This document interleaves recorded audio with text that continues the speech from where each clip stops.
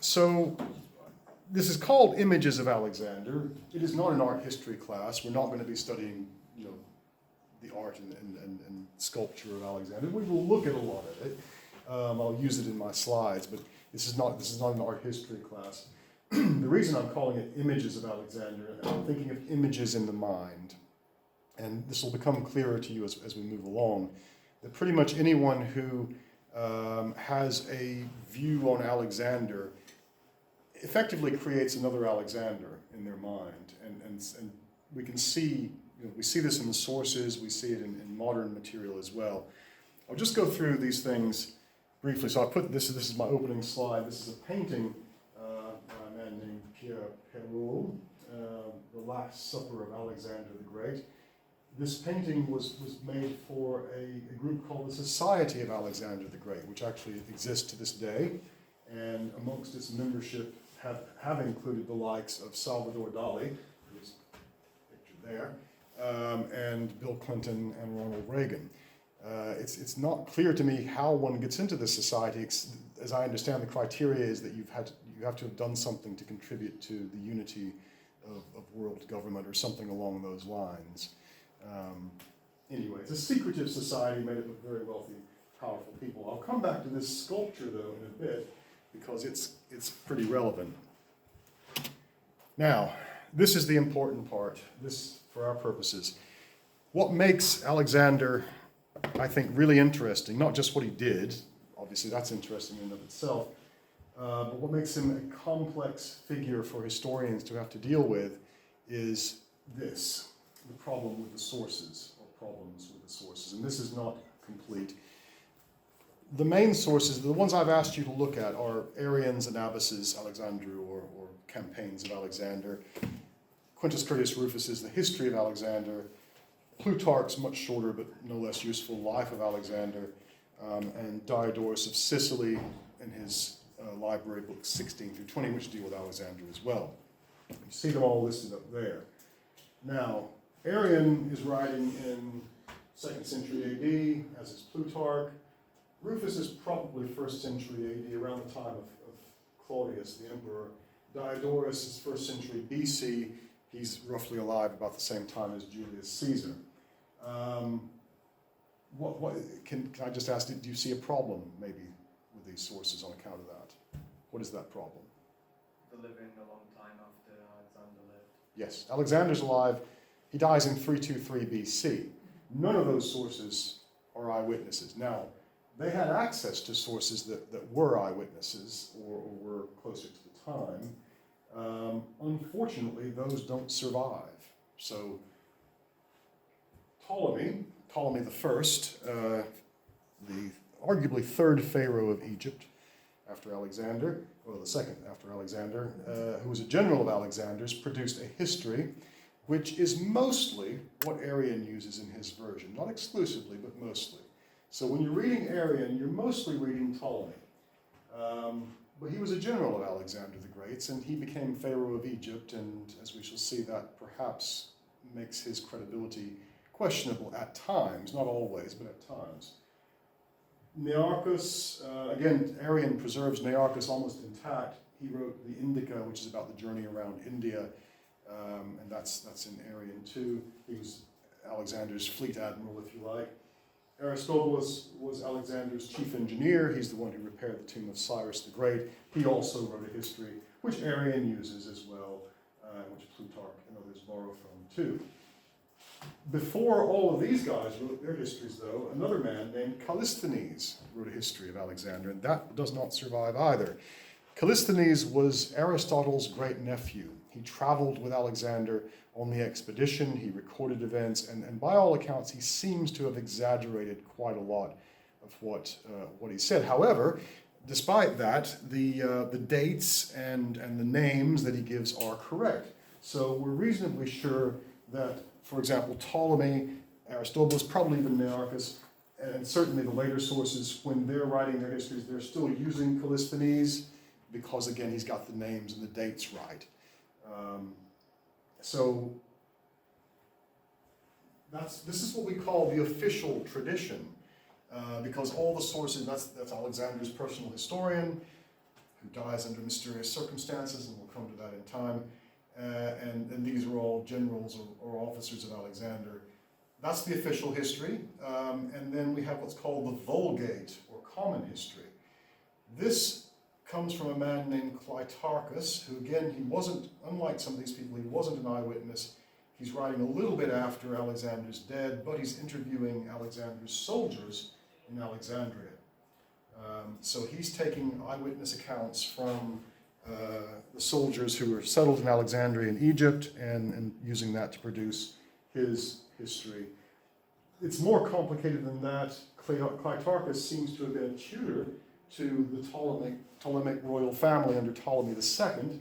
And it looks like he probably published his history first, even though Ptolemy's was written before his. And then Ptolemy seems to have been published later, with the royal family having perhaps edited it a bit. We're not entirely sure. There's a whole historical sort of system of debates and controversies over this. But so Ptolemy and Clitarchus writing, very close to each other.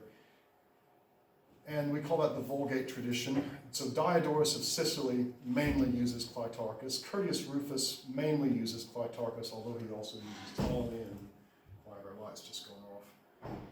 It's just part of the rolling power cuts of Brexit. Anyway, no, because we're still seeing this. Wait for it, we'll see. Anyway, Vulgate, official tradition. Plutarch uses pretty much everyone. Actually, all the sources borrow or get something from most of the other sources too, but primarily Arrian is using these guys, and primarily Diodorus and Rufus are using Clitarchus. And this isn't all. There were other histories of Alexander written close to his own lifetime that just don't survive. There's also the royal diary kept by his royal court martial, which again basically just records dates and events, but still was a very useful source, and so someone like Arrian probably had access to that, as did Diodorus and others, Plutarch.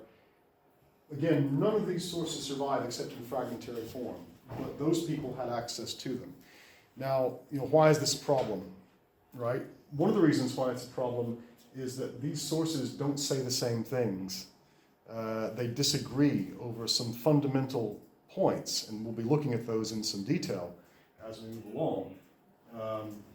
Sometimes it's clear why the information is being skewed. So there's an incident that involves a woman who would become Ptolemy's mistress and bear him several children while he was Pharaoh of Egypt. She's said to have encouraged Alexander to burn the palace at Persepolis, but you don't find that in Arrian because it wasn't in Ptolemy's account.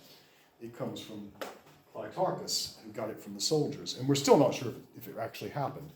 But you can see why Ptolemy might have wanted to whitewash out that bit about his mistress, who would bear him several children, because the burning down of Persepolis was quite controversial.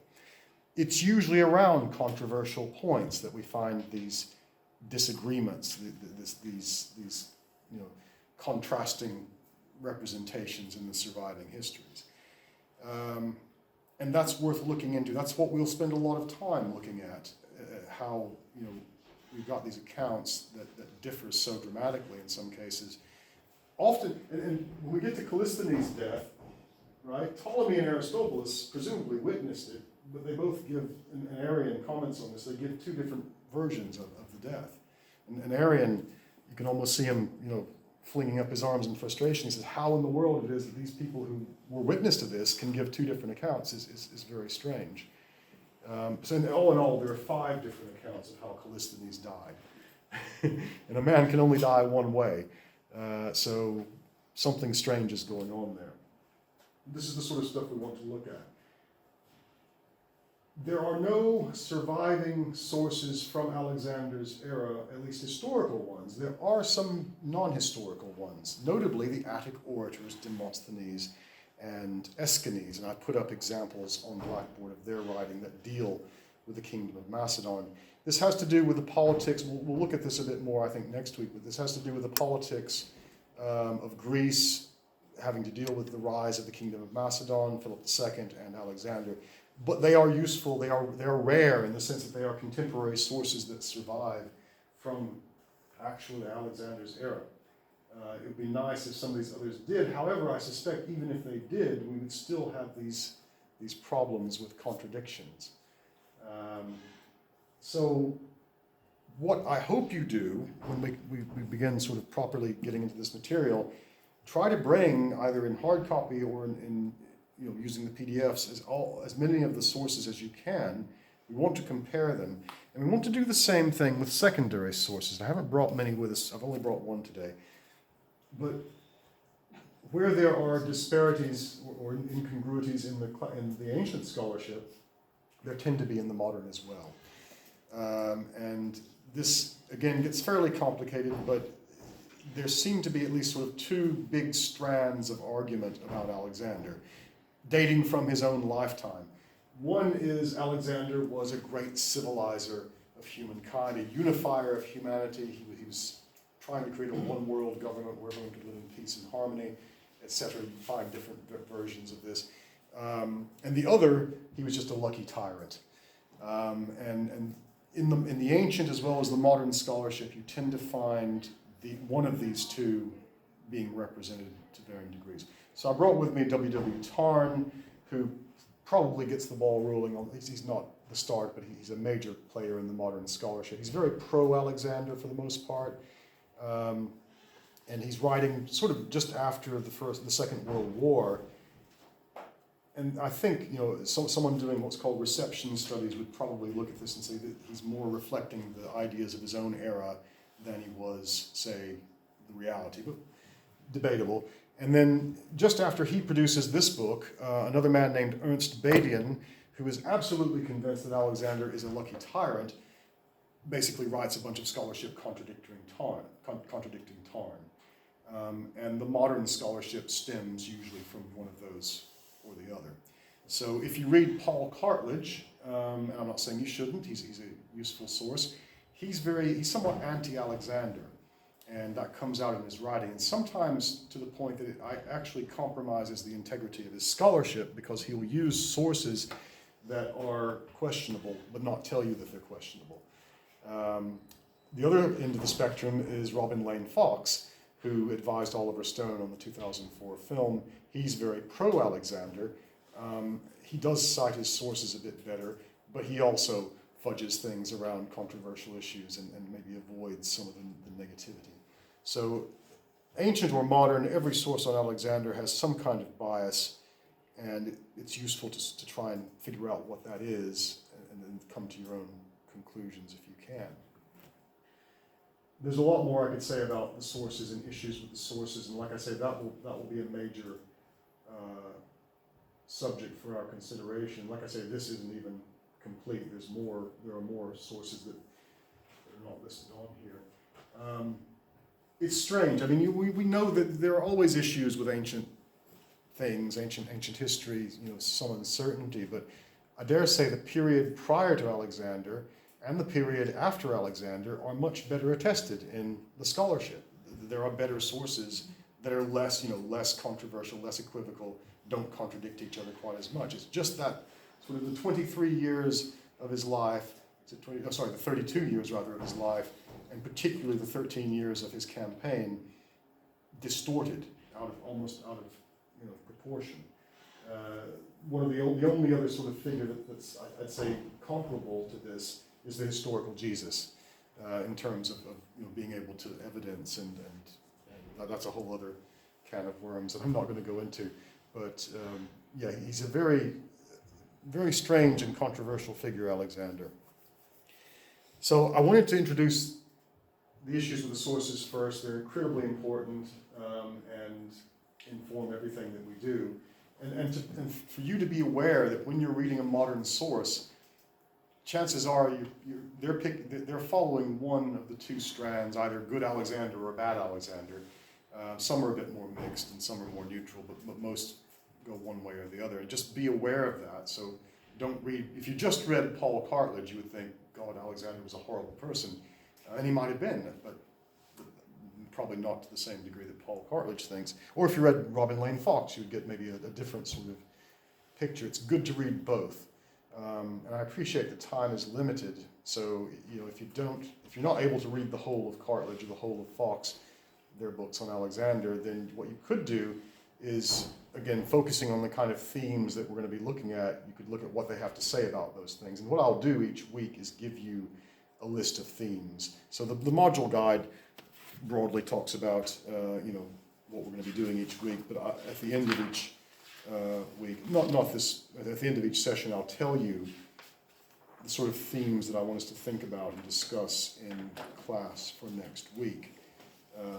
This week, we're going to be looking, so next week, we're going to look at the rise of Philip II and the Kingdom of Macedon. That's much less controversial and much less equivocal than anything else that we're going to be doing. It's mostly just to get a sense of what Philip II, what the